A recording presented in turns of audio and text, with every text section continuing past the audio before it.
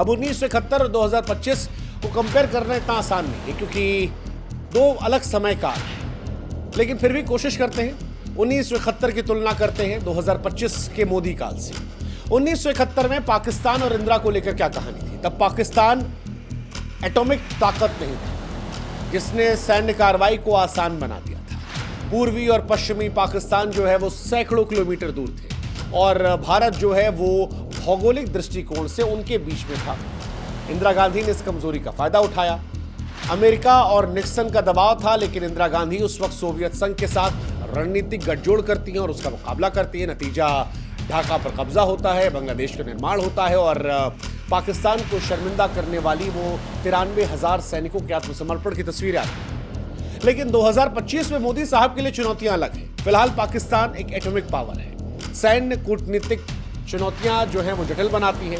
America से लेकर चीन नजर रखे हुए हैं। एक भी गलत कदम क्षेत्रीय स्थिरता को बढ़ा सकता है। सोशल मीडिया का दौर है, कुछ भी होगा, सरकार पर दबाव बन सकता है। लेकिन फिर भी एक सच तो है कि भारत पहले के मुकाबले बड़ा मजबूत है, आर्थिक तौर पर मजबूत है, सैन्य तौर पर मजबूत है। भारत ने राफेल S-400 खरीद रखे हैं। अब यहीं से सारा कंपैरिजन शुरू होता है कि क्या मोदी साहब जो है वो इस दौर की चुनौतियों को देखते हुए उस दौर में जो इंदिरा गांधी ने किया था उससे बड़ी, उससे अच्छी विरासत बना पाएंगे उसके बराबर। हालांकि इंदिरा गांधी का जब ये नाम आया तो जैसा कि हमने बताया कि इंदिरा गांधी की नरेंद्र मोदी से तुलना जो है उसकी प्रेरणा पॉलिटिक्स से है। एक प्रेरणा कांग्रेस के लोगों की और दूसरी प्रेरणा जो है वो है बीजेपी के लोगों की। चाहते हैं कि मोदी साहब इंदिरा जी जैसा कुछ कर दे, बड़ा काम कर दे और पाकिस्तान को सबक सिखा दे। लेकिन जो पॉलिटिकल वाली कहानी है उसको लेकर भी एक चर्चा शुरू हो गई। वो ये कि मौजूदा दौर में जो सियासी लोग कह रहे हैं इंदिरा गांधी, वो इंदिरा जी के बाद जब जितने हमले हो रहे थे तो जो बीच के प्रधानमंत्री हैं उनसे क्यों नहीं पूछ रहे थे? वैसे सही भी है। एक सवाल इंदिरा जी को लेकर भी उठ रहा है क्योंकि उनकी विरासत भी सवालों से छूती नहीं है। जैसे शिमला समझौते में उन्होंने जीता हुआ क्षेत्र जो है और 93,000 पाकिस्तानी सैनिक वापस कर दिए थे। उस वक्त को लेकर कई लोग ये आरोप लगाते हैं कि इंदिरा जी चाहती तो कश्मीर का मसला हल कर सकती थी। और एक और बात आती है, 54 भारतीय युद्धबंदियों को वापस नहीं ला सके। और थोड़ा डिटेल में समझा देते हैं, शायद आप समझ जाए। 1971 के युद्ध में भारत ने पाकिस्तान के 90 से 93,000 सैनिकों को गिरफ्तार किया था। सैनिक नागरिक दोनों थे। माना आता है कि 81-82,000 सैनिक थे, बाकी नागरिक थे।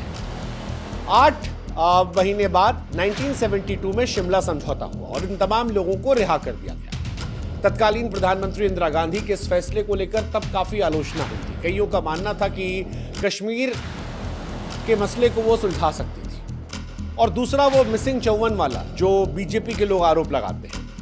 अब मिसिंग 54 की कहानी ये है कि भारतीय सशस्त्र सेना के 54 अधिकारी जवान जो थे वो गायब थे और इन्हीं लोगों को लेकर सवाल उठा।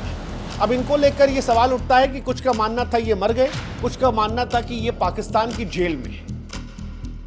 ये बहुत सीरियस है। इसको लेकर एक फिल्म भी आई थी अमिताभ बच्चन अक्षय खन्ना की, दीवार, अगर आपने देखी हो, कुछ इसी से मिलती जुलती। तो इंदिरा जी पर आरोप ये लगता है कि 93,000 सैनिक वापस कर लिए लेकिन 54 सैनिकों को लेकर कोई समझौता नहीं किया। हालांकि 54 सैनिक जिंदा थे, मर गए, इनके बारे में कोई जानकारी नहीं है। लेकिन पाकिस्तान के अंदर से ही कई बार ऐसी कहानियां आई कि अंदर जेल में रहने वाले लोगों ने चिट्ठी लिखकर बाहर अपनी बात पहुंचाई, लेकिन इन्हें भारत भी भूल गया। न ये उधर के रहे, न ये इधर के रहे और ये गायब हो गए और ये पाकिस्तान की जेलों में ही फंसे रह गए, जो बहुत दुखद और इंदिरा जी पर आरोप लगता है। जबकि मोदी जी के फैन कहते हैं कि हमने देखिए अभिनंदन को छुड़वा दिया। ये वाला कंपैरिजन। हालांकि फिर भी इंदिरा जी की तुलना में मोदी जी को अभी भी लोग मानते हैं कि बहुत कुछ करना है। इंदिरा जी ने जो किया था वो बहुत बड़ी बात थी क्योंकि अमेरिकी नौसेना और निक्सन को ठेंगा दिखाना आसान नहीं है, जबकि मोदी साहब को ट्रंप जैसे दोस्तों की साजिश का शिकार होना पड़ रहा है। इसीलिए शायद एक कंपैरिजन भी है, इंदिरा गांधी वर्सेस नरेंद्र मोदी, और ये चलेगा भी। अभी मोदी जी को कुछ तो बड़ा करना होगा अगर इंदिरा जी से आगे निकलना होगा।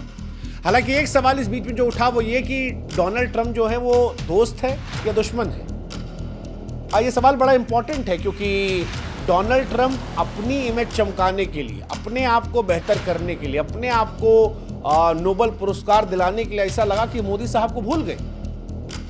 शायद उन्हें लगा कि मोदी साहब अगर इस युद्ध को लड़ते रहे तो इस सदी के सबसे ताकतवर नेता बन जाएंगे और डोनाल्ड ट्रंप अगर सुलझा देंगे तो शांति के दूत बन जाएंगे। एक सेकंड में बेवफाई कर दी, खटखट बात की बिना इंडिया के ऑफिशियल किए उन्होंने ट्वीट कर दिया। हालांकि बाद में पाकिस्तान ने सीज़फायर का उल्लंघन किया और इनको हास्यास्पद बना दिया। वैसे मोदी साहब की किस्मत भी जबर है, लोग इंदिरा गांधी वाला टॉन्ट दे रहे थे, डोनाल्ड ट्रंप वाला टॉन्ट दे रहे थे, तब तक पाकिस्तान ने सीज़फायर किया, मोदी जी को फिर मौका मिल गया। और अब इसीलिए सवाल शुरू है कि क्या इस बार बदला लिया जाएगा, क्या हस्तक्षेप होगा, क्या मोदी जी इस बार इसे गंभीरता से लेंगे, ये काफ़ी ज़्यादा इम्पॉर्टेंट रहने वाला है। अभी तो लोग कह रहे हैं कि मोदी जी ने चुप रहकर ट्रंप की बेइज्जती का मजा लिया है, लेकिन इंदिरा वाला सवाल जो है वो बड़ा इंपॉर्टेंट है, क्योंकि पाकिस्तान का इतिहास धोखे का रहा, हर बार पाकिस्तान ने धोखा दिया है और उसे सबक सिखाना ज़रूरी है। 99 में अटल बिहारी वाजपेयी साहब की लाहौर बस यात्रा थी, तब करगिल में धोखा दिया था।